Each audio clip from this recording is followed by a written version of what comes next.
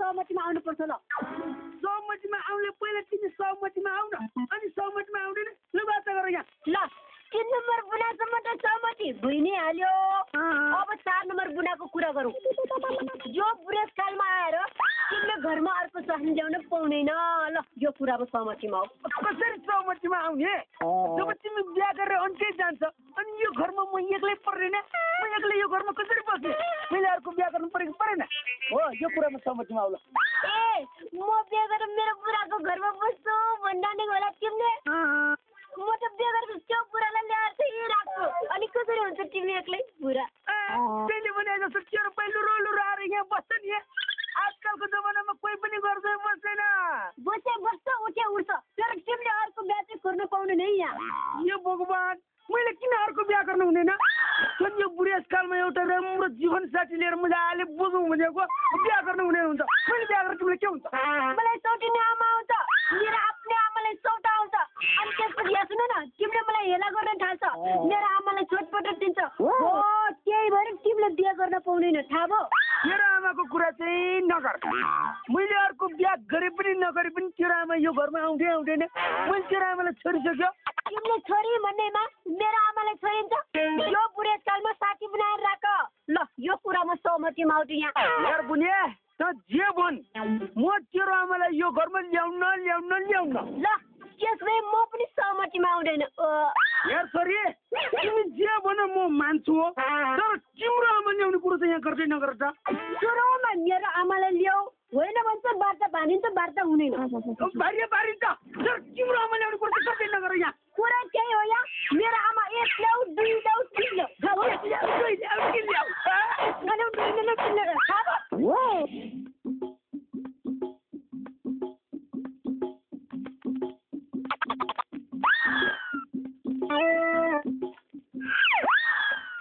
स्वास्थ्य चौकी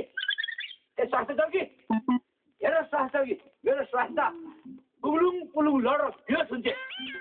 यसको पेटा 2टा पत्ता छ रे यसलाई जारी त निकालिदिनु पर्यो ल न स्वास्थ्य चौकी यसको विचार गरिदिनु स्वास्थ्य चौकी यो अर्के किन एक्लै फटफटेर आए ए लक्षे दाइ मेरो स्वास्थ्यको उपचार गरिदिनु पर्यो कि अनि स्वास्थ्य चौकीले उपचार गरिदिन्छ कि भन्नु भने आज शनिबार पनि स्वास्थ्य चौकी खुल्छ त त्यसो भए मेरो स्वास्थ्यले कहाँ राख्नु त अब मेरो टाउका राख्नु टाउका के यस्तो के कुरो गर्ने मेरो टाउकामा राखेर डाक्टर कहाँ लानुपर्छ ल ठिक छ खमे भाइ मैले जाँच दिएको छु सब ठिक हुन्छ अनि डाक्टर साहब दुध चाहिँ कसरी बन्द भएको रहेछ थुनेलो रोग लागेको रहेछ मैले दबाई खुवाइदिएको छु अब सब ठिक हुन्छ खमे भाइ त्यस्तो चाहिँ किन भएको डाक्टर साहब बच्चा पाउनुभन्दा अगाडि प्राय सबैलाई यस्तै हुन्छ हो डाक्टर साहब म बच्चा भएपछि हजुरलाई घरमै बेगती पुऱ्याउनु ल्याइदिन्छु हुन्छ खमे भाइ भइहाल्छ नि मैले अहिले यो दबाई खुवाइदिएको छु तपाईँले यो दबाई टाइममा खोलेमा हालेर खुवाउनु है खमे भाइ ल खमे भाइ म अहिले लाग्छु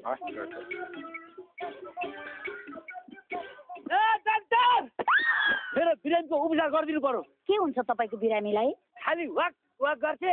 बेहोस भइरहन्थे बलुन लड्थे खै त बिरामी तिम्रो आँखा फुटेर देखिनौ यही हो बिरामी ए मान्छे पो बिरामी सरी यो उपचार मबाट हुन सक्दैन किन हुँदैन यहाँ मान्छे भर राटिसक्यो म भेटनरी डाक्टर हामीहरूले पशुको मात्रै उपचार गर्छौँ नगर्ने हो गर्दिन नगर्ने हो गर्दिन नगर्ने हो गर्दिन यो बाबा मर्यो त्यसकी आमालाई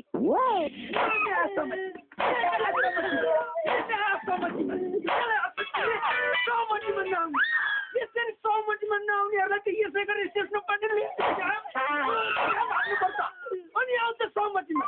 राम्रो कुरामा नि सहमति आएको छैन नराम्रो कुरामा नि सहमति आएको छैन त्यसले पनि गुन्ड गरेको छ वार्ता गर्ने पनि आएको छ पर्याङ गाला हानिएको छ सहमतिमा सहमतिमा पन्ध्र पुगेर 16 लागेको छैन बिहा गर्नुको आचार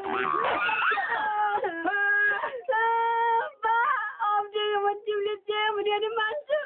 सबै कुरो सहमतिमा आउँछ तिम्रो सन्तानको नाममा म एउटा छोरी होइन यसरी जाम चिज्नु पाल्नु हुँदा तिम्रो मुटु यति पनि डुगेर डुग्यो छोरी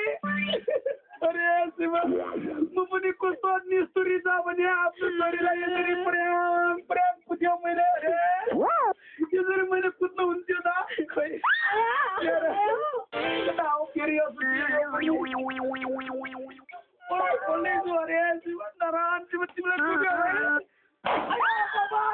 पनि फुलमान गाउँको छोरी पो हो त थाहा भयो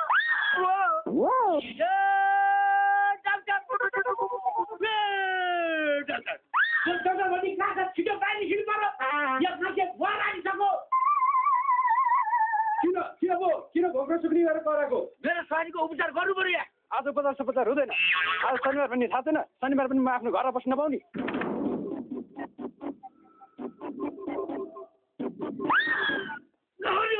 गर्ने के हुन्छ तपाईँ खालि वाक हुन्छ हुन्छ ल हुन्छ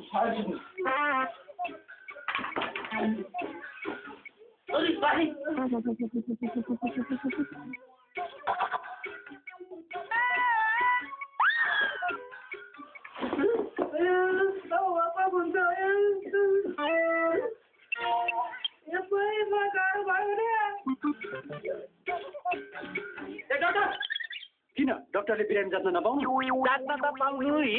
यसरी छामछाम झुमझुम गर्दै नपाउनु ए कुरो त्यसो पो मैले त हो भने विद्यार्थी मैले हेर्न सकिनँ भने तपाईँ उता फर्किनु तपाईँलाई अरू के हुन्छ हामीले पिरो खानु मन लाग्छ जिउ डल्छ पहिलादेखि चाहिँ खुसी लाग्छ तपाईँलाई तपाईँको श्रीमतीले एकदम बढी माया गर्नु यसले माया नगरेर यसको बाउले गर्छ त बच्चा पाउनु लगाएर चाहिँ बाउको नाम नल्याए कोही ल डाक्टरले गर्छ डाक्टरले ए डाक्टर पहिला छोरा निस्किन्छ कि छोरी पेटमा बच्चा छ जस्तो लागेन एकचोटि ल उठ्नुहोस् न एकचोटि यो खाना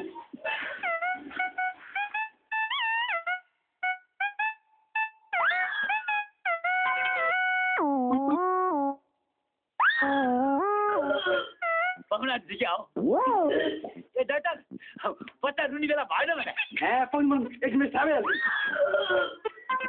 डाक्टर साहब भयो ए ल भयो आउनुहोस् न ल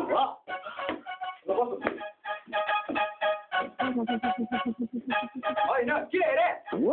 मेरो छोराछोरी तपाईँको छोराछोरी केही पनि रहन्छ खालि एउटा टाइममा खाना नखाएर ग्यास्ट्रिक भएर छ मैले औषध खाइदिएँ ग्यास सबै गयो बच्चा थियो थिएन बच्चा थियो थिएन भने बच्चा थियो थिएन भन्छु होइन मैले ख्याल नि डाक्टर साहब बच्चा खाले क्या हो के गर्नुपर्छ मलाई चाहिन्छ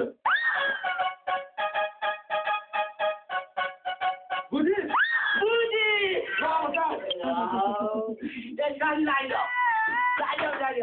अब हाम्रो बच्चा खाले